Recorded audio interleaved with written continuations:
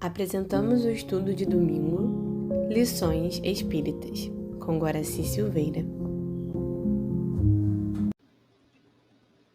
Olá, meus irmãos, olá, minhas irmãs.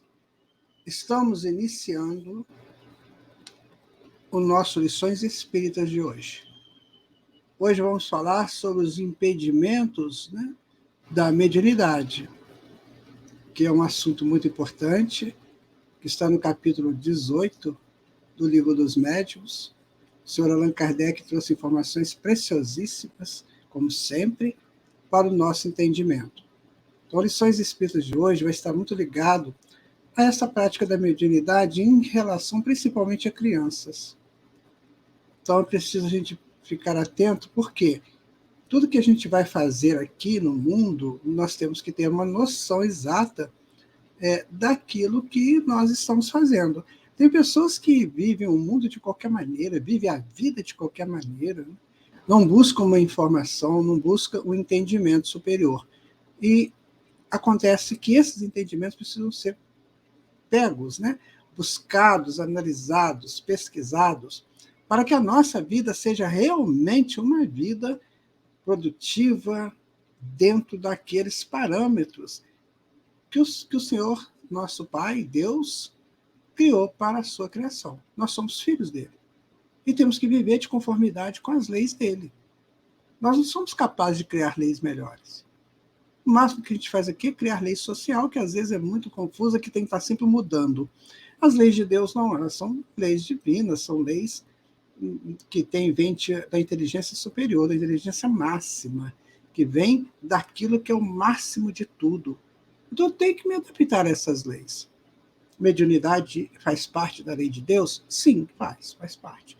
Nós já estudamos isso em outros momentos aqui do Lições Espíritas, mas hoje nós vamos trabalhar exatamente isso, essa questão desses impedimentos, que tem da prática da mediunidade, ok?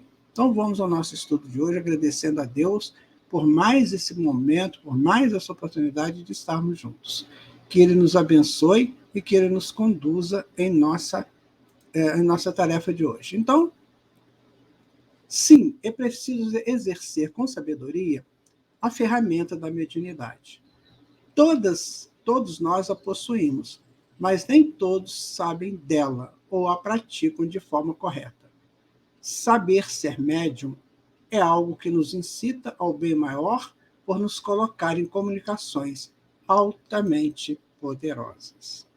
Então é isso, Nós precisamos exercer a nossa mediunidade com sabedoria, Então nós todos possuímos a mediunidade, mas nem todos sabem que ela existe, e a praticam de forma correta. A maioria pratica de forma incorreta, Então, saber ser médium é algo que nos incita ao bem maior, por nos colocar em comunicações altamente poderosas, se a gente praticar a mediunidade dentro dos parâmetros corretos dela. Então, nosso estudo de hoje é dos inconvenientes e perigos da mediunidade. Então, vamos ao nosso estudo hoje,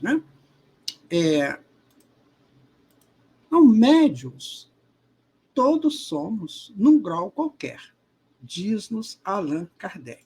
Então, eu preciso saber disso. Todo mundo é médium num grau qualquer. Todo mundo. Não tem esse ou aquele que não seja. Porque isso já vem conosco, esse desenvolvimento da percepção espiritual vem conosco desde o animal. Por que o animal percebe? Por exemplo, quando o animal está doente, ele não tem médico lá entre eles, Provavelmente não. Então ele busca nos aromas das ervas aquele medicamento que ele precisa. Vocês sabiam disso? Que o animal busca o aroma, busca a erva que vai ajudá-lo, e ele busca isso pelo aroma, que muitas vezes o humano, quando chega numa encarnação com 12, 13 anos, se ele estiver com problemas emocionais, com problemas qualquer, ele pode buscar isso na maconha, na coca, que isso está íntimo dele, faz parte do passado histórico dele. Então, por isso que nós temos que tomar cuidado com os nossos adolescentes, nossas crianças, principalmente, dando a essas crianças uma vida sadia, plena, gratificante, né?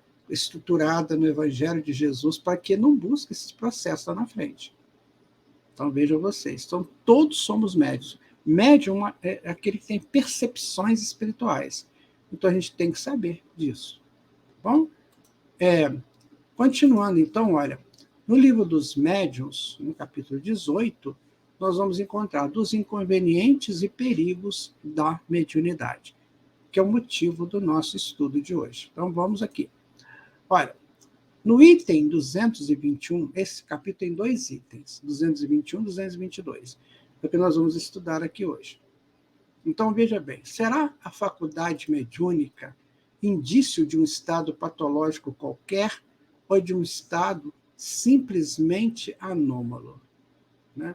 Então, a mediunidade é indício de um estado de doença ou um estado comum, normal, dentro do nosso existir?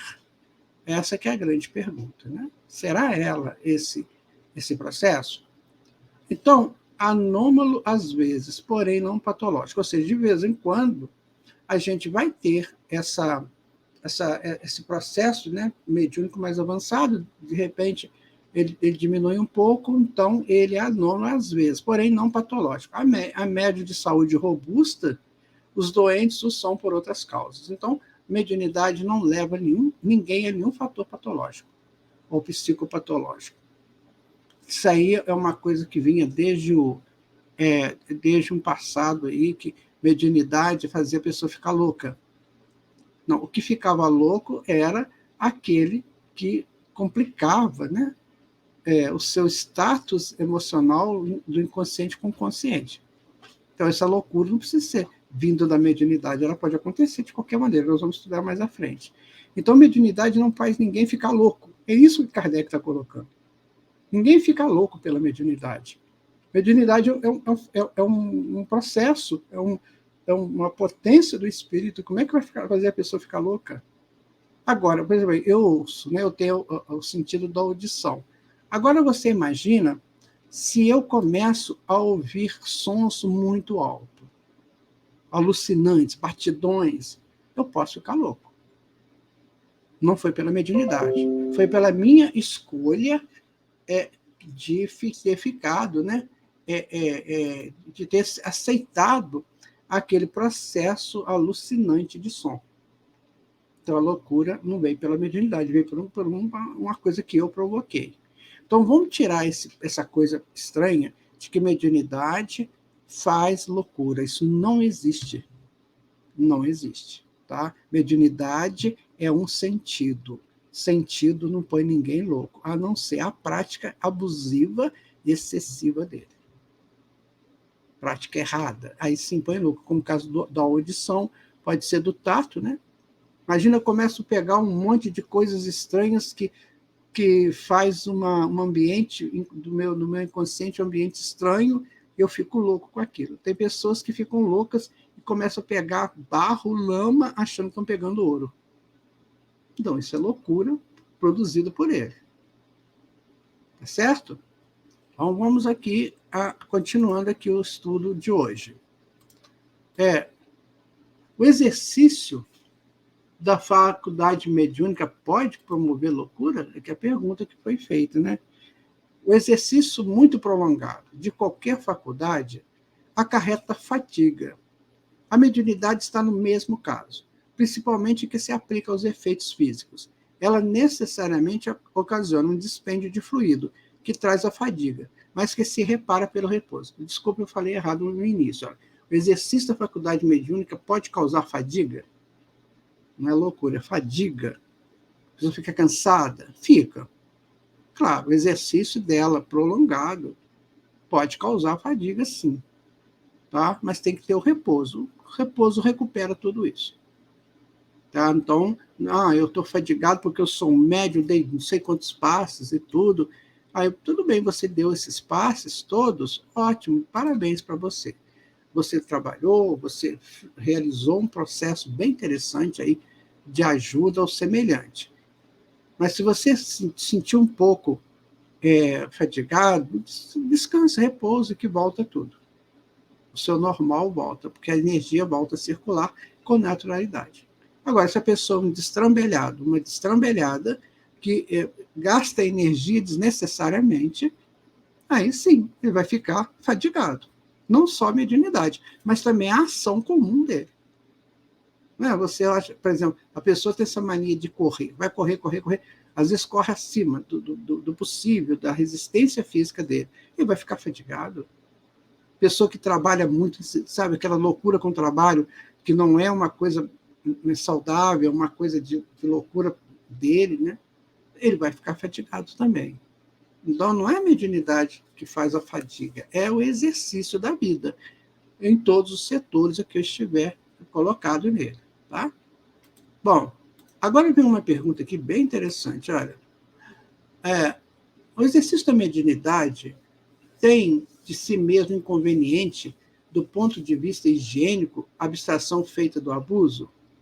Então, há casos em que é prudente, necessário mesmo a abstenção, ou pelo menos o exercício moderado, tudo dependendo do estado físico e moral do médium. Aliás, em geral, o médium o sente desde que experimenta a fadiga, deve abster-se.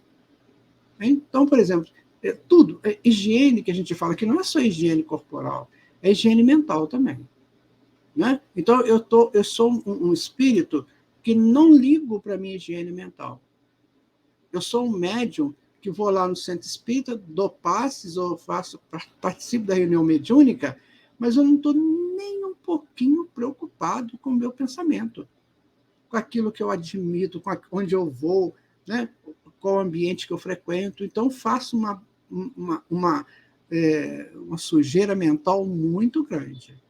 Então, é isso que o médium tem que tomar cuidado, com a sujeira mental dele ou dela, né? Se ele fala palavrão, se ele usa bebida alcoólica, se ele come demais, né, com muita comida condimentada e tal, isso vai gerar uma frequência orgânica nele que pode atingir o campo mental dele. Então, fica sujo. Tá? Então, como a espiritualidade coloca, ó, há casos em que é prudente, necessária mesmo a abstenção, ou pelo menos o exercício moderado. Então, tem momentos que você tem que abster-se de certas coisas. Ou então fazer moderadamente aquele exercício da coisa em si. Para que você possa ter um estado físico e moral do médium tranquilo. Né? Então, se o médium está sentindo fatigado pelo exercício da mediunidade, só da mediunidade, ele deve abster-se. Ele deve parar por um tempo. Não continuar, porque ele não está pronto para aquilo. Ainda não chegou o momento dele exercer aquilo sem fadiga, sem processos nenhum que possam levá-lo a uma situação patológica. Então, não tem problema você sentir a fadiga, desde que você se recupere após o ato mediúnico.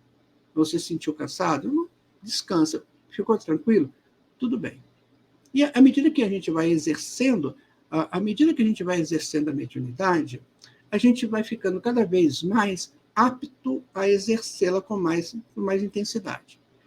Tudo, então, é uma questão de prática.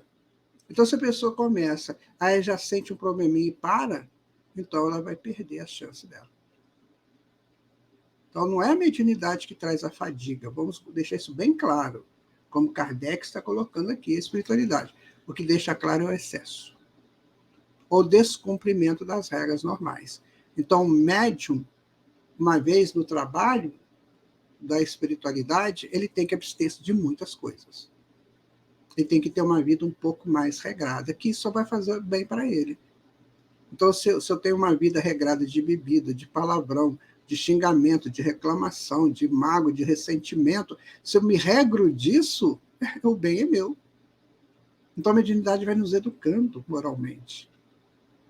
Entende isso? Não é para você fazer o bem para o outro, é para você fazer o bem para você. Tá bom?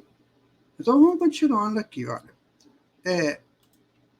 Haverá pessoas para quem esse exercício seja um inconveniente mais do que para outras?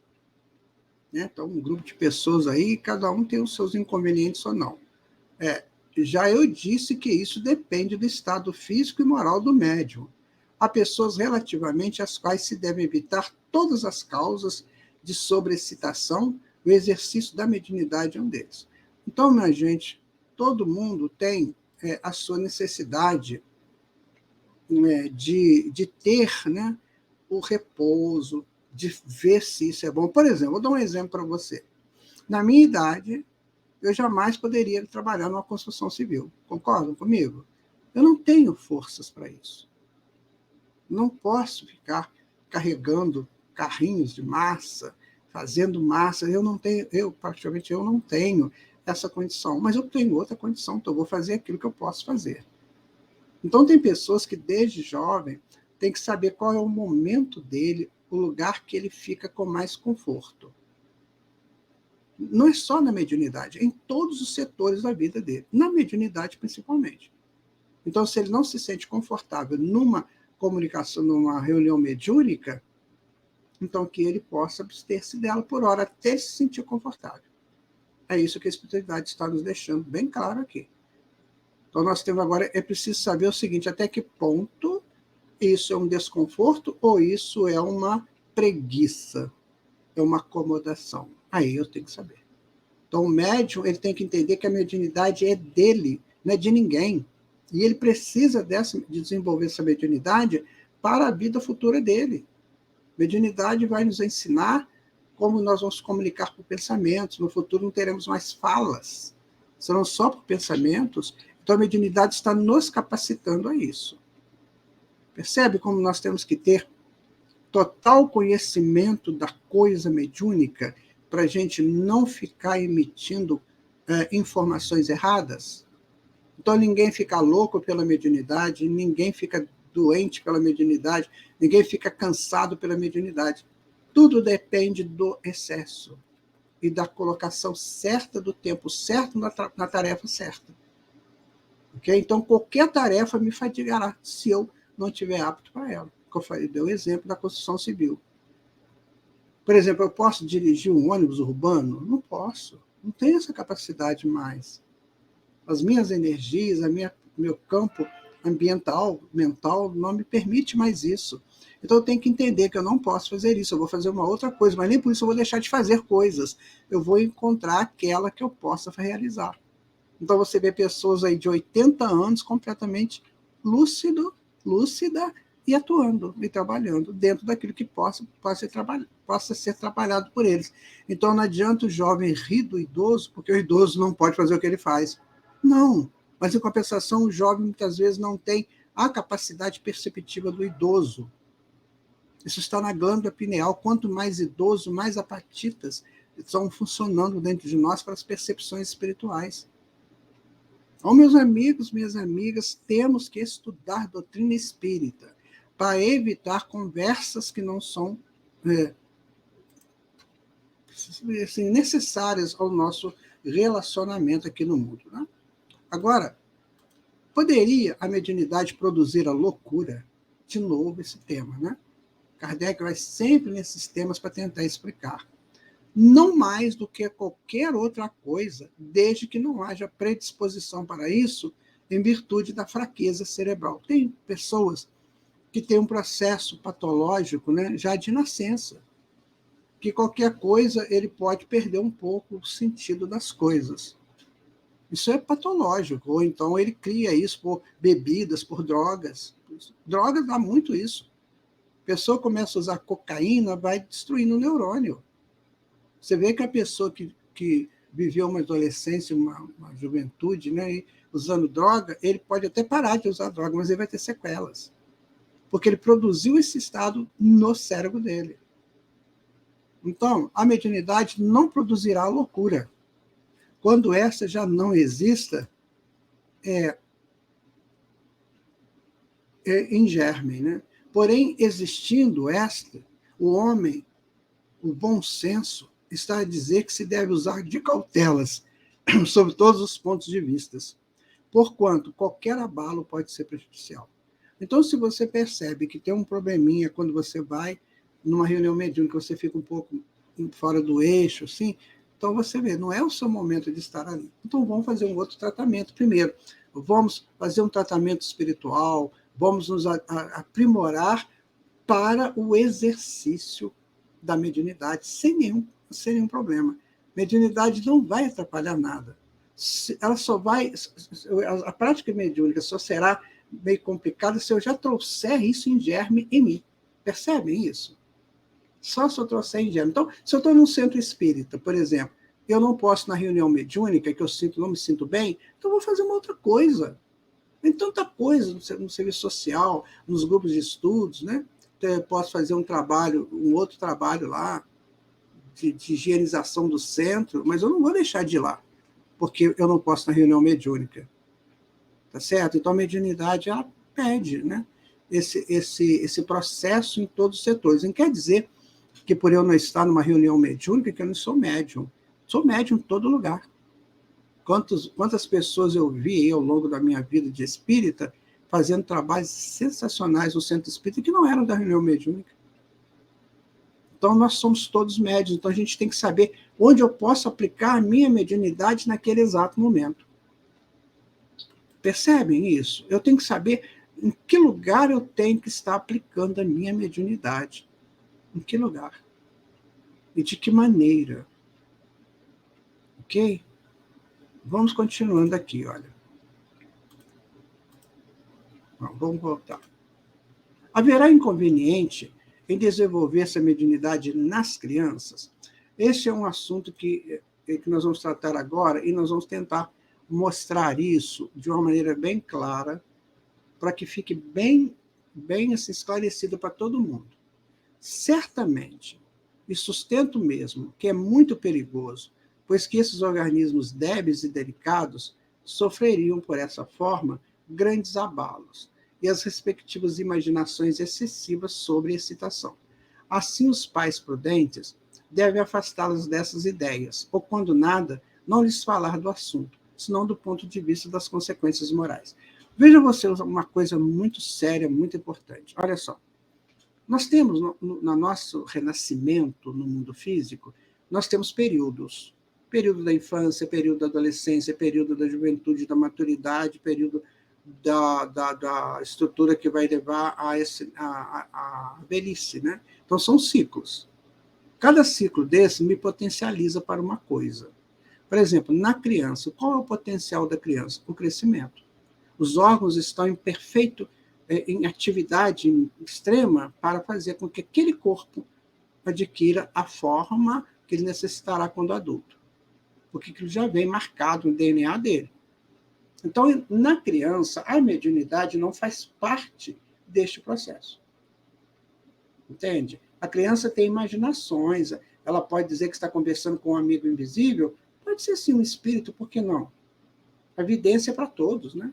Mas pode ser também uma imaginação, ela cria um amigo invisível, sabe? Então, evitar essa coisa de desenvolvimento mediúnico na criança. E isso nós temos que tomar cuidado. Não vamos colocar a criança numa reunião mediúnica, nada disso. Ou desenvolver a mediunidade. Meu filho e minha filha estão vendo espírito, deixa eu já começar desde cedo. Não, deixa a natureza dizer o momento certo. Pode ser, sim, que a criança tenha fatores mediúnicos, mas aí já veio preparada para isso. Não a toda a criança. 99% das crianças têm que viver como crianças, serem respeitadas como crianças, em todos os sentidos.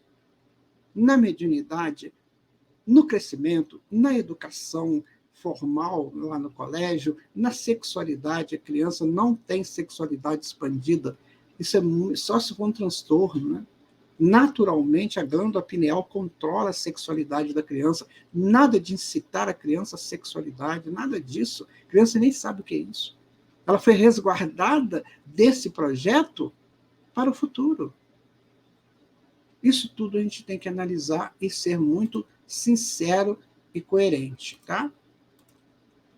Então, vamos chegar aqui ao caso da Akiane Kramaric, né? Essa menina é dos Estados Unidos. Então ela diz assim: Jesus revelou a mim e eu o pintei. Ela fez esse quadro. É uma pictografia, tá? Ela pintou mediunicamente isso aí. Ela não só fez esse quadro, ela faz muitas coisas. Hoje ela já está uma moça, não uma mocinha, mas Quando criança, ela fazia quadros, fazia coisas lindas. Você depois quiser pesquisar a Kiane, né? Você vai ver coisas maravilhosas que ela fez. Inclusive poemas, ela é poeta também. Então, o que a espiritualidade vai dizer? Há, no entanto, crianças que são médiums naturalmente, quer de efeitos físicos, quer de escrita e de visões. Apresenta isso mesmo inconveniente? Kardec faz essa pergunta. Né? Então, tem crianças que isso acontece, como aconteceu com essa garota aí. Mas não é só ela, outras meninas, outros meninos também podem fazer isso. Está vendo? O Mozart, com 5 anos, ele compunha a sinfonia. Pode ser dele, que ele trouxe e de repente sai? Ou tem influência de um espírito? Provavelmente tem, porque um espírito estará protegendo a ele, ou então orientando também, mas muito parte dele, né? Olha, quando numa criança a faculdade se mostra espontânea, é que esta está na sua natureza e que a sua constituição se presta a isso. Então, ela foi preparada para isso. Essa menininha deve ter sido uma grande pintora, uma grande poeta aí do passado. Então, agora apresenta isso para ela. O mesmo acontece quando é provocada e sobrecitada.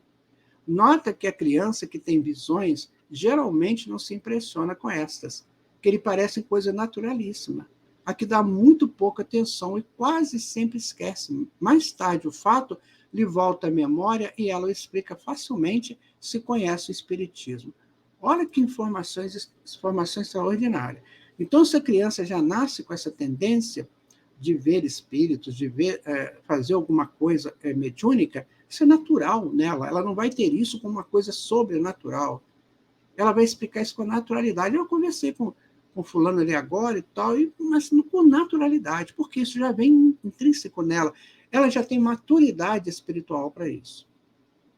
Né? Ou então, no caso que está no inconsciente dela, de experiências vividas anteriormente, que eu penso que é o caso dessa menina aí, a Criane, né? Então, o que vai acontecer? Aquilo vem à consciência e a consciência expande aquilo que já era dela, que já estava guardado nela. Então, pode ser um caso desse, como penso que o Mozart também era assim, que ele, vinha para ele as canções, as sinfonias, porque já era dele, já tinha aquilo guardado no inconsciente dele, de outras experiências que ele viveu na música, em outras encarnações, ou lá no mundo espiritual. Agora, tem crianças que têm evidência mesmo, que falam, que às vezes tem até projetos de efeitos físicos, né? Elas conseguem, com as presenças delas, mover objetos e tudo, mas isso é natural. Então, nada de sobrecitar a criança para este fato. É isso que a espiritualidade está colocando aqui. Né? Então, continuando, em que idade pode ocupar-se, né, sem inconvenientes da mediunidade da criança? Né? Então, não há idade precisa, tudo dependendo inteiramente do desenvolvimento físico ou ainda mais do desenvolvimento moral. A criança de 12 anos, a quem tal coisa afetará menos do que a algumas pessoas já feitas. Falo da mediunidade em geral, porém, a de efeitos físicos é mais fatigante para o corpo. A da escrita tem outro inconveniente derivado da inexperiência da criança, dado o caso de ela querer entregar-se a sós ao exercício da sua faculdade e fazer disso um brinquedo. Então, a criança, ela por exemplo, existe uma criança aqui no Brasil, que já deve estar com uns 12 anos, 11, mas desde os 9 anos, ela era uma astrônoma pronta. Falava de constelações, dava aulas em nome da NASA, né? Ela dava aulas de astronomia, ela descobriu, inclusive, corpos celestes. Então, veja, isso já traz dentro dela. Tem crianças que escrevem com naturalidade quando crianças, e é mediúnico, mas isso, gente, sempre é um estado à parte. O espírito já tem maturidade para aquilo, muito mais do que um adulto. Mas isso tem que ser natural. Sempre na criança, você tem que deixar a criança mostrar a naturalidade que ela traz. E aí você corrige, você educa dentro do que você puder. Mas nunca excitar. Agora vamos fazer aqui uma reunião, meu filho, minha filha, vamos ver se vem o espírito do vovô aqui. Poxa, isso aí é um perigo, né? Isso não se faz com criança. Agora, se naturalmente ela sente e escreve, fala, meu avô esteve aqui e deixou essa carta para vocês. Aí é espontâneo. E acabou, ela vai entregar aquilo, para ela é natural. Ela não vai ficar somatizando aquilo, né? E você também tem que lidar com aquilo com naturalidade. Deus é o grande provedor de tudo. E se ele permite isso num filho dele, numa idade física tenra, é porque ele vai controlar, ele vai ajudar esse filho dele também. Tá? Kardec vai colocar, olha, a prática do espiritismo demanda muito tato para a inutilização das tramas dos espíritos enganadores. Se estes iludem a homens feitos, claro, é que a infância e a juventude mais expostos se acham ser vítimas deles. Exatamente o que Kardec coloca. Olha, vamos tomar cuidado com isso, porque se esses espíritos enganam os adultos, não vão enganar a criança. O adulto tem mais perspicácia, tem mais vivência, mais estratégias, então não vai prejudicar o adulto, vai prejudicar a criança também. Por isso que não é bom a prática da mediunidade na criança. Porque esses espíritos podem fazer da criança um joguetinho delas. Então, cuidado com as crianças, meu amigo, minha amiga. Se for espontâneo, leva para o centro espírita e vamos pedir à espiritualidade uma orientação. Né? E deixa ver como que essa criança vai agir na mediunidade dela, que já é uma conquista do espírito. Agora, se é uma coisa que não é espontânea, que eu fico ali forçando, aí eu posso estar causando um dano muito grande a esse espírito. Muito grande. Cuidado com esse negócio de falar que meu filho, minha filha é encarnação de fulano, de fulana, é outro perigo. Sabe? Eu nunca gostei dessa coisa de quem é encarnação de quem. Deus é que sabe. E se ele colocou o esquecimento temporário, é porque a melhor forma é essa. Então vamos guardar as nossas crianças e a nós mesmos, né, desses ataques insanos aí das nossas usuras, né, pessoais. Então Kardec vai continuar aqui dizendo, sabe-se, além disso, que o recolhimento é uma condição sem a qual não se pode lidar com espíritos sérios. As evocações feitas estouvadamente por gracejo constituem verdadeira profanação, que facilita o acesso aos espíritos zombeteiros ou malfazejos. Ora, não podendo se esperar de uma criança a gravidade necessária a semelhante ato, muito de temer é que ela faça disso um brinquedo, se ficar entregue a si mesma. Para ela é uma brincadeira, gente. Conversar com os espíritos é uma brincadeira, que ela pode criar aquilo um brinquedo perigoso. Então, em tudo, mas em tudo mesmo, nós temos que entender que em tudo está o bom senso. Tudo. Preste atenção nisso que eu estou dizendo para vocês. Em tudo está o bom senso. A tua criança é médium, já com atividades mediúnicas, então leva para o centro espírita. E vamos pedir orientação espiritual para essa criança. Naturalmente, a orientação virá, não excite isso. Não faça disso. Tem gente que leva para televisão, né? Leva para revistas, para expor a criança. Nossa, é um perigo muito grande. Né? Essa criança vai ficar adulta e pode ser um adulto com problemas mentais. Porque houve uma antecipação daquilo que seria natural. É isso que a espiritualidade está colocando para nós. Tá? Então, Kardec continua. Ainda nas condições mais favoráveis, é de desejar que uma criança dotada de faculdade mediúnica não a exercite, senão sob a vigilância de pessoas experientes, que lhe ensine, por exemplo, o respeito devido às almas dos que viveram no mundo. Por aí se vê que a questão da idade está subordinada às circunstâncias, assim de temperamento como de caráter. Olha que interessante que Kardec coloca. Né? Então, deixa, né, que a criança viva com naturalidade a sua infância.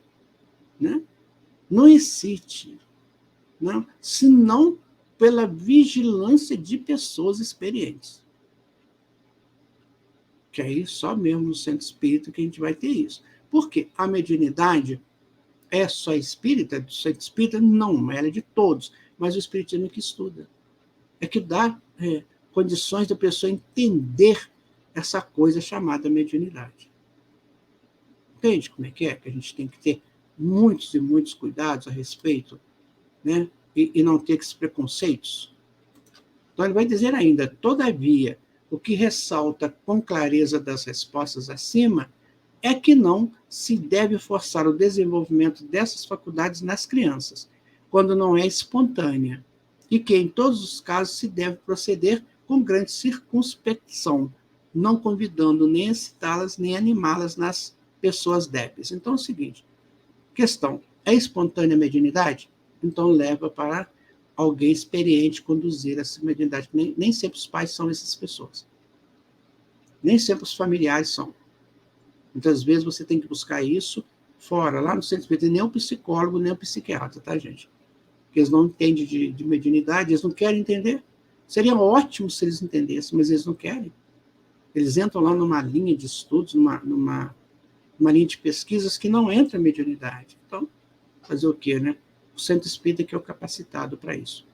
Então, se o teu filho fala que está vendo o espírito, que está vendo isso, está vendo aquilo, não leve para o psicólogo nem o psiquiatra, leva para o centro espírita.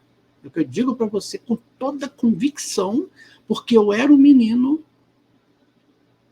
que tinha tudo isso, tinha 10 anos, me levaram para um neurologista e me deram remédio perigoso para dormir, até que alguém disse, não faça isso, leva para o centro espírita. E aí foi onde encontrei a solução. Então, meu amigo, minha amiga, se é espontâneo, leva para o centro espírita. Se não é, não excite. Deixa a criança viver a vida normal dela. Certo? Bom, Kardec vai colocar.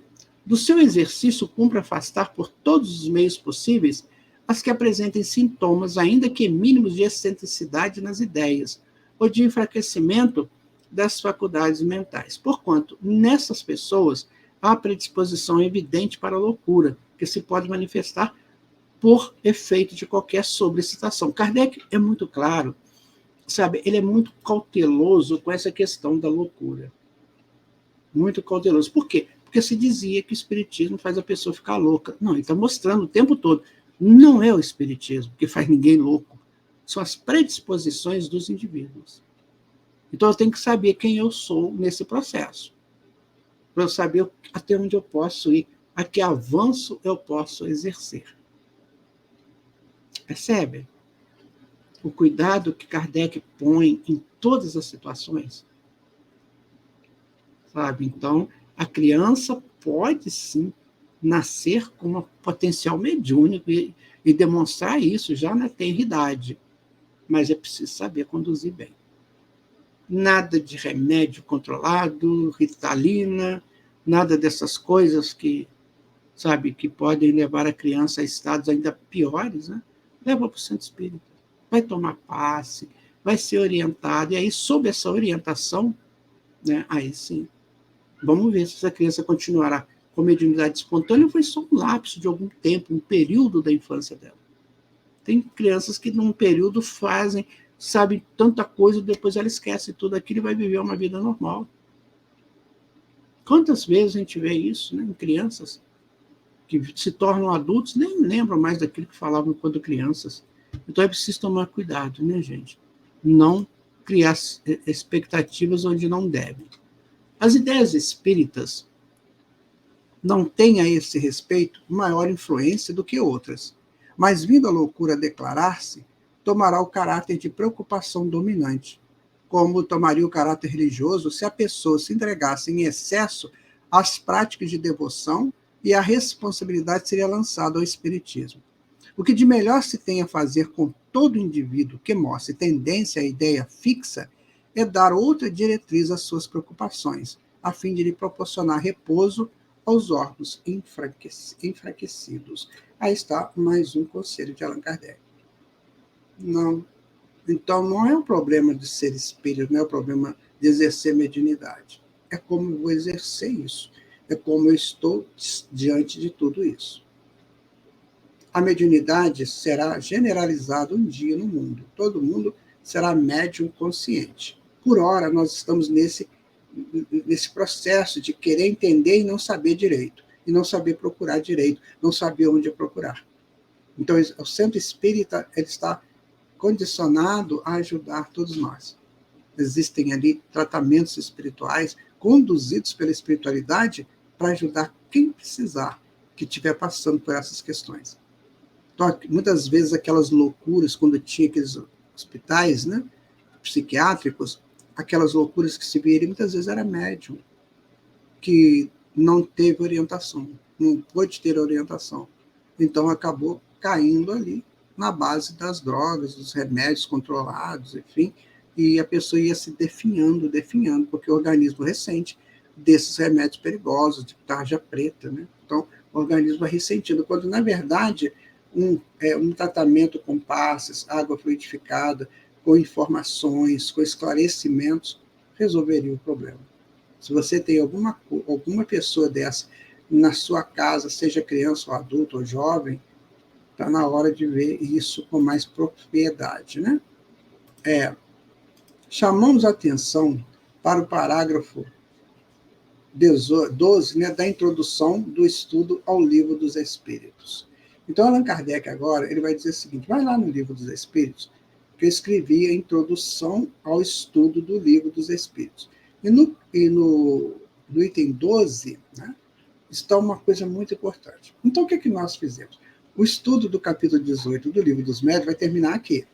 Mas como Kardec nos convida a ir ao item 12 da introdução, vamos dar uma passadinha lá. Vamos ver o que Kardec coloca ali, né? Então, ele vai começar dizendo o seguinte, olha, um fato demonstrado pela observação e confirmado pelos próprios espíritos é o de que os espíritos inferiores, muitas vezes, usurpam nomes conhecidos e respeitados. Quem pode, pois, afirmar que os que dizem ter sido, por exemplo, Sócrates, Júlio César, Carlos Magno, Fênelon, Napoleão, Washington, etc., tenham realmente animado essas personagens? Esta dúvida existe mesmo entre alguns adeptos fervorosos da doutrina espírita, os quais admitem a intervenção e a manifestação dos espíritos, mas inquire como se lhes pode comprovar a identidade. Semelhante prova é, de fato, bem difícil de produzir, conquanto, porém, que não possa ser de modo tão autêntico como por uma certidão de registro civil, pode, ao menos por presunção, segundo certos indícios. Então, vejam vocês, tem muitos espíritos que se deixam passar por nomes de pessoas importantes, famosas na história. Então, se o médium não tem uma orientação, se ele não tem uma proposta mais de orientação espírita, de uma orientação mediúnica, ele pode se deixar levar por isso. Então, numa reunião, ou em casa mesmo, aparece lá um espírito dizendo ter sido, no caso aqui, Sócrates, Júlio César, Carlos Magno. Então, esses espíritos, eles têm a estrutura deles, que eles deixaram aqui no mundo. Para o médium, isso precisa ser analisado. Então, se chega lá Sócrates falando coisas muito pueris, muito superficiais, não pode ser Sócrates. Mas tem gente que acha que é, porque não conhece Sócrates. Então, se chegar um espírito dizendo que... Na verdade, esses espíritos não vão invadir nossas intimidades mediúnicas. Mas se chega algum falando, então tem que analisar. Sabe, uma vez alguém chegou para nós dizendo que era Walt Disney. Sabe, eu perguntei para ele assim, então eu vou te fazer uma pergunta em inglês, você responde para mim? Ah, mas eu estou muito longe de inglês, sabe? Eu estou muito longe desse negócio de inglês, já não tem mais essa fala de inglês. Pai, como é que de repente ele fala o português e não fala o inglês, que foi a língua que ele falou como encarnado? Então, assim, você tem que ver essas incoerências. Isso não encaixa com uma comunicação séria. É o que Kardec coloca aqui. Sabe? Então, não vamos nos iludir com isso. Porque um espírito superior, ele mostra a sua superioridade em todos os instantes. Toda a comunicação dele é séria. Você observa isso na Revista Espírita, que tem muita comunicação de espíritos que são espíritos grandiosos. Fênelon, por exemplo, Paulo de Tarso, João Evangelista. Você vê a comunicação, que é a comunicação séria, perfeitamente coerente com o que ele deixou, com o que ele existiu, como ele existiu aqui no plano físico, na encarnação deles, tá? E aí, dando sequência lá ao estudo do item 12, né? Quando se manifesta o espírito de alguém que conhecemos pessoalmente, de um parente ou de um amigo, por exemplo, normalmente, se há pouco tempo que morreu, sucede geralmente que sua linguagem se revela de perfeito acordo com o caráter que tinha aos nossos olhos quando vivo. Então, isso é muito importante. Eu fazer uma análise. Esse espírito está falando que é meu tio, que desencarnou tem 1 ano, por exemplo. Como é que era meu tio? O meu tio era assim, assim, assim. Eles podem mudar no mundo espiritual? Pode. Mas, geralmente, espírito sério, ele não vai fazer isso, ele não vai gerar dúvida na gente. O espírito sério, ele não gera dúvida na sua comunicação. Então, se ele está lá 1 ano, então ele já avançou, está fazendo de outro jeito, até de uma outra forma, que o espírito pode mudar de forma lá no mundo espiritual, na forma perispirítica dele, mas ele vem de uma maneira muito simples, muito, muito próximo do que ele era, para não confundir as pessoas. Então, você tem que saber o que é uma comunicação séria, uma comunicação frívola, que Allan Kardec trabalhava muito isso. Muito cuidado com isso. Não vá aceitando tudo, não. Tá? Agora,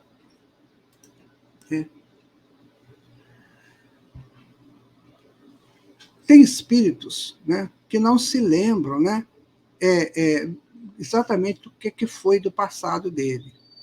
Né? Então, é preciso que a gente tenha muito cuidado com isso.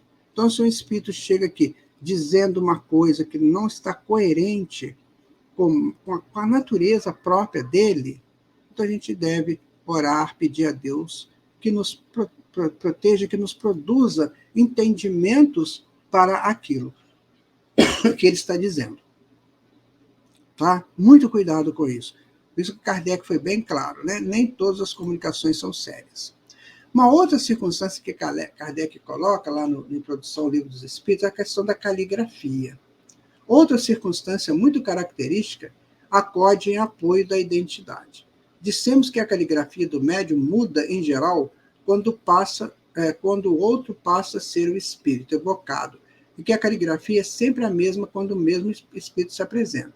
Tem-se verificado inúmeras vezes, sobretudo, se trata de pessoas mortas recentemente, que a escrita denota flagrante semelhança com as dessas pessoas quando estavam em vida. Assinaturas se han obtido de exatidão perfeita. Longe estamos, todavia, de querer apontar esse fato como regra, e menos ainda como regra constante. Mencionamos apenas como digno de nota. Então, o que Allan Kardec fazia? Ele tentava, de todas as formas, nos orientar para uma prática perfeita da mediunidade. Então, está aí o jeito que a pessoa era no passado, a caligrafia está mais ou menos igual, a assinatura está mais ou menos igual. Não quer dizer que isso seja ponto de honra e ponto sine qua non, mas é um indício. Né? Às vezes a pessoa tinha uma assinatura e de repente está assinando completamente diferente, ou então a caligrafia é muito complicada. O médium pode se alterar a caligrafia do espírito comunicante, mas é preciso ter muito cuidado com relação a isso. Geralmente, numa comunicação dessa, a gente prende pouco a caligrafia e prende mais o sentido que está dizendo. Mas a caligrafia também é um ponto de referência. Por isso que Allan Kardec colocou aqui. Tá? Agora, continuando, só os espíritos que atingiram certo grau de purificação se acham libertos de toda influência corporal. Quando ainda não estão completamente desmaterializados, a expressão de que usam, conservam a maior parte das ideias, dos pendores e até das manias que tinham na Terra, o que também constitui um meio de reconhecimento ao qual igualmente se chega por uma imensidade de fatos minuciosos que só uma observação acurada e detida pode revelar. Então ele está colocando, olha, gente, pode acontecer de tudo, pode acontecer de tudo. Então, vai filtrando tudo que você puder. Né? Tudo que você puder. Como é que ele era quando era encarnado? Né? O que ele chegava a falar, como era o tipo de fala dele, o tipo de conversação dele, né? O tipo até de uma brincadeira que ele fazia, para a gente não ser enganado. Mesmo com todos esses cuidados, tem espírito que consegue enganar?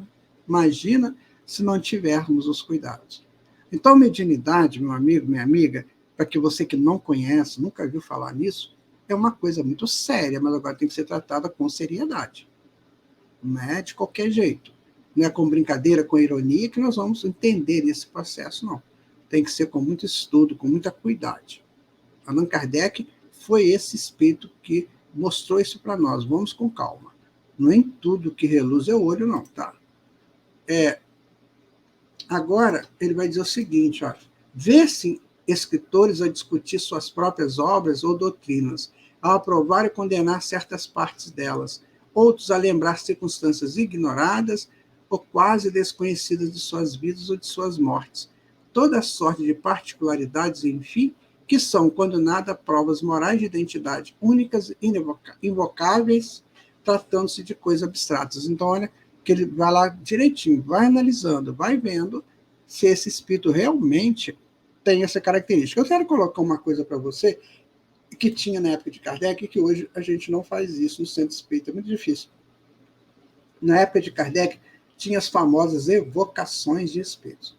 Você evocava um espírito, chamava um espírito para comunicar. E ali Kardec tinha todo o cuidado para ver se aquele espírito era realmente o evocado. Hoje em dia, a gente não usa mais essa evocação no centro espírita. As comunicações são espontâneas. Mas, mesmo assim, a gente tem que tratar disso com todo cuidado. Ver se realmente aquele espírito que diz ser o que é, se você o conhece, se você sabe da história, se você tem alguma informação, se ele é aquilo. Então, se você não tem informação nenhuma, chegou lá um espírito, uma comunicação espontânea, e aí você não conhece, não sabe nada, então vê pelo teor do que ele escreve. Geralmente, os espíritos brincalhões, né, os espíritos zombeteiros, levianos, eles deixam sempre um ponto para você pegar. Sabe? Uma fala, uma pergunta que você faz e ele não sabe responder. Entendeu? Eu já vi cantores que chegaram, espíritos chegaram para nós como cantores, famosos. Então, eu pedi a ele, assim, me fala daquela música assim, né? Que era uma música que ele cantou e fez muito sucesso lá quando estava encarnado.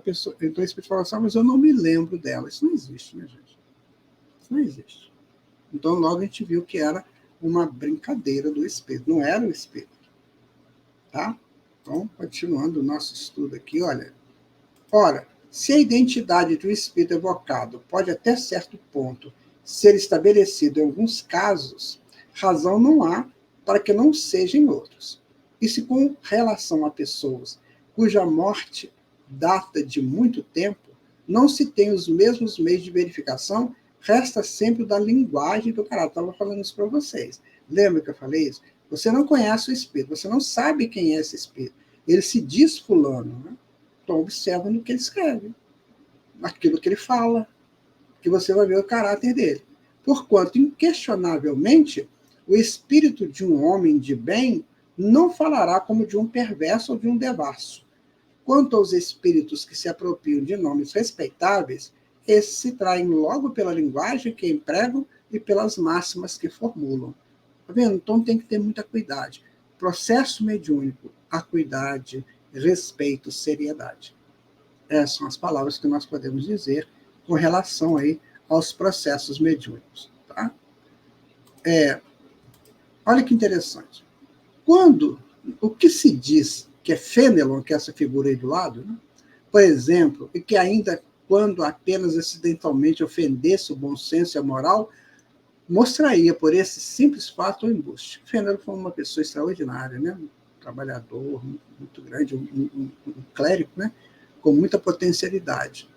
Se, ao contrário, forem sempre puros os pensamentos que exprima, sem contradições e constantemente à altura do caráter de Fenelon, não há motivo para que se duvide da sua identidade. De outra forma, havíamos de supor que um espírito que só prega o bem é capaz de mentir conscientemente e ainda mais sem utilidade alguma. Então, não tem como a gente entender que um espírito do bem vai fazer isso, sabe? Que o espírito do bem, ele vai de alguma maneira falar uma coisa estrambelhada, né? Não vai fazer isso. O mundo espiritual, pelo contrário, ele nos ambienta cada vez mais a sermos melhores do que fomos aqui. Se nós já fomos bons aqui, seremos melhores. Tá certo? Então, meu amigo, minha amiga, cuidado. Tem esse negócio da brincadeira do copo, eu não sei como é que está isso hoje, mas aqui os espíritos brincam a beça com aqueles meninos e meninas que não sabem nada. Não sabem nada. O meu filho mais novo, quando ele era garoto, uns 8, 9 anos, lá no colégio dele, fizeram a brincadeira do copo. E ele, quando ele viu a brincadeira do copo, porque eu sempre falava com ele, não entra nisso, isso aí é perigoso, tudo. Aí ele foi lá e falou com os meninos, cuidado, que isso pode ser perigoso para vocês. Aí os meninos foram reclamar com a supervisora. A supervisora foi contra ele. Eu penso assim, meu Deus, como é que falta educação na educação? O garoto foi lá explicar que aquilo é perigoso e a supervisora foi contra aquele que tentou falar, tentou explicar o bem. Então, meu amigo, minha amiga, nós estamos vivendo uma fase dificílima, muito por ignorância e muito por rebeldia. Então, cuidado com isso. Seja sensato, seja sincero e seja útil onde você estiver, tá? A experiência nos ensina que os espíritos da mesma categoria, do mesmo caráter e possuídos dos mesmos sentimentos, formam grupos e famílias. Ora, incalculável é o número dos espíritos e longe estamos de conhecê-los a todos. A maior parte deles não tem mesmo nomes para nós. Nada, pois, impede que um espírito da categoria de Fênelon venha em seu lugar, muitas vezes até como seu mandatário. Apresenta-se então com seu nome porque ele é idêntico e pode substituí-lo, e ainda porque precisamos de um nome para fixar as nossas ideias. Então, Allan Kardec está dizendo o seguinte: pode ser sim que Fênelon mandasse um representante dele. Ele não veio, mas mandou um representante que fala mais ou menos idêntico a ele, com as ideias dele, claro, né? Então, se a pessoa está ao lado de Fênelon, é porque ele gosta das ideias de Fênelon. Então, ele vai colocar as ideias. A gente não faz isso aí nas nossas pesquisas. Então, por exemplo, a pessoa vai desenvolver uma linha de pesquisa sobre um determinado autor, um cientista, um filósofo, ele vai apropriar das ideias desse filósofo, desse cientista. No mundo espiritual também existe isso. Então, a gente tem que estar muito atento à essência, não à aparência. É isso que Kardec está colocando para nós, tá? Mas, quem importa, afinal, seja um espírito realmente ou não e de Fênelon? Desde que tudo que ele diz é bom e que fala como teria feito o próprio Fênelon. É um bom espírito, indiferente ao nome pelo qual se dá a conhecer, não passando muitas vezes de um meio de que lança a mão para fixar as ideias. O mesmo, entretanto, não é admissível nas evocações íntimas, mas aí, como já dissemos há pouco, se consegue estabelecer a identidade por prova de certo modo patentes. Então, Kardec, gente, ele é um espírito assim, muito, muito conciso, né? Com ele tem que ser tudo muito certinho. Isto não é, não é. Então, não é porque a pessoa chegou falando que é o espírito tal e tal. Não, então você tem que me provar. Eu conheço as ideias do espírito que você está dizendo que é.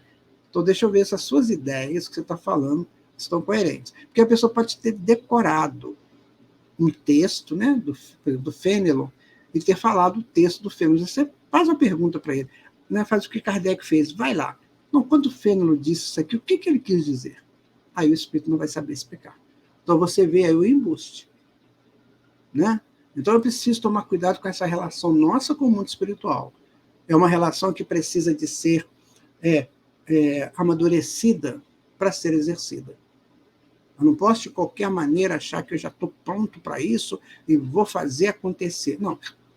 Eu tenho que ter a orientação perfeita desse processo. Né? Então, a mediunidade tem que ser estudada, né, minha gente? Olha, inegavelmente, a substituição dos espíritos pode dar lugar a uma porção de equívocos, ocasionar erros e, a miúde, mistificações. Essa é uma das dificuldades do espiritismo prático. Nunca, porém, dissemos que essa ciência fosse fácil, nem que se pudesse aprendê-la brincando, o que, aliás, não é possível, qualquer que seja a ciência. Jamais teremos repetido bastante que ela demanda estudo assíduo e, por vezes, muito prolongado. Então, muitas vezes, nós, no Centro Espírita, falamos, né, nas nossas palestras para as pessoas: olha, precisa estudar Espiritismo. Você precisa estar ciente do que seja Espiritismo, para você ter uma opinião sempre formada com bases sólidas. Estude Espiritismo. Espiritismo não é só a prática mediúnica. Espiritismo tem filosofia e tem ciência. Allan Kardec vai dizer isso no item 17 aqui da introdução ao estudo do Livro dos Espíritos. Então, tem prática, sim, que é a prática mediúnica, mas tem a filosofia e tem a ciência. Então, não vá querer, né, ser espírita sem estudar. Saia dessa zona de conforto. Tem que estudar. Senão você vai ser um eterno pedinte no centro espírita. Você vai lá só para pedir passe e água fluida. E se alguém te oferecer um trabalho, vai ser sempre um trabalho muito superficial. Porque você não tem profundidade, você não quer aprofundar-se. Você quer ficar lá no centro só de beleza. Só para falar que foi lá na reunião pública, não sei, reunião mediúnica. Meu amigo, minha amiga, é um estudo profundo. Eu estou estudando Espiritismo há 47 anos. E tem hora que, nossa, eu não sei. Ontem mesmo eu fui a uma palestra que o expositor fez uma pergunta para o público do Livro dos Espíritos. Eu respondi errado. É claro que eu não estava com o livro na mão para fazer a análise, né? Mas de imediato eu respondi errado. Eu falei não quando era assim. Você vê que com tantos anos de estudo a gente não sabe. Imagina a pessoa que não estuda nada e acha que é bom nisso. Não, nós estamos só começando. O Espiritismo é para nós uma porta de iniciação para os estudos profundos que a espiritualidade vai nos passar futuramente. Então, se a gente não fizer esse pré-requisito, se a gente não fizer essa base, nós não vamos chegar a lugar nenhum. Né? Não teremos como avançar, tá? Não sendo lícito provocarem-se os fatos, tens que esperar que eles se apresentem por si mesmos. Frequentemente ocorre, por efeito de circunstâncias em que não se pensam, né? Para o observador atento e paciente, os fatos abundam. Por isso que ele descobre milhares de matizes característicos que são verdadeiros raios de luz, o mesmo se dá com as ciências comuns. Ao passo que o homem superficial não vê numa flor mais do que uma forma elegante. O sábio descobre nela tesouros para o pensamento. Meu amigo, minha amiga, não tem mais como a gente ficar nessa aí de tá bom, eu não gosto muito de estudar, não, sabe? Eu prefiro mesmo fazer lá a faxina, eu prefiro fazer o serviço social. Não tem nada contra isso, mas é preciso crescer, senão você vai ficar 40 anos no centro espírita e não sai do lugar. E você é um espírito de luz, você é um espírito que tem potência da luz em você. Você tem que desenvolver essa luz, é isso que você precisa saber. Você tem que desenvolver essa iluminação interior. Jesus falou, busque a luz, busque a tua luz, expanda a tua luz. E o conhecimento é que vai te libertar para expandir essa luz. Então, estude, meu amigo, minha amiga, queira estudar. Ame e estude. Espíritas amai-vos, espíritas instruí-vos. É uma colocação do Espírito da verdade, né? E, assim, não sendo lícito, né, provocar os fatos, tens que esperar que eles se apresentem por si mesmos. Então, você não pode provocar um fato, mas você pode aproveitar quando ele se apresenta. Né? Às vezes, a gente está no estudo, por exemplo, e de repente surge lá uma conversa, uma pergunta, né? Nossa, aquilo instrui a beça, gente. Muito mesmo.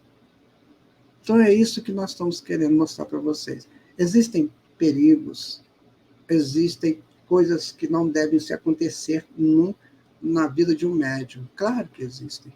Mas existem aquelas coisas que ele já precisa saber, que ele já precisa ter plena consciência daquilo, para que ele possa ser um médium de excelência. E as pessoas precisam desses médiums. Médiums que eles podem confiar, porque vai dar para eles uma consistência nas suas vidas, nas suas indagações, nas suas fraquezas, nas suas doenças. Então, é isso que precisamos. Nós somos terapeutas da alma, certo? Nós ficamos entusiasmados com a terapia do corpo, com a medicina do corpo físico. Ótima, maravilhosa, chegou a um nível muito interessante. Mas nós temos que pensar na terapia da alma. Né? O terapeuta da alma, aquele que conhece o espírito, aquele que sabe as condições que cada espírito chega no centro espírita, e que eu vou tratar aquela situação da maneira diferenciada própria daquela individualidade. Nós temos as reuniões que são amplas para todos, né? Reuniões públicas, mas temos um momento da conversa fraterna, que é individual, que aquele que conversa vai saber quem é aquela pessoa que está buscando a ajuda no centro espírita. Então, aí está o estudo de hoje. Provavelmente você vai ter que ver de novo esse vídeo e ler lá no Livro dos Médiuns o item o capítulo 18, né? E também no livro da introdução do Livro dos Espíritos, no item 12, para você se inteirar mais. Aqui é um estímulo para que você possa conhecer mais profundamente aquilo que nós estamos empenhados, que é de divulgar a doutrina espírita e vivenciar a doutrina espírita. Eu agradeço a sua presença, muito obrigado por tudo, e até o nosso próximo momento, nosso próximo Lições Espíritas. Que você possa compartilhar este estudo, comentar com seus amigos e amigas, porque assim nós vamos aprendendo juntos. Muita paz para você, muito obrigado, fica com Deus. Obrigado por estar conosco nesse estudo. Esperamos você no próximo domingo para mais um Lições Espíritas.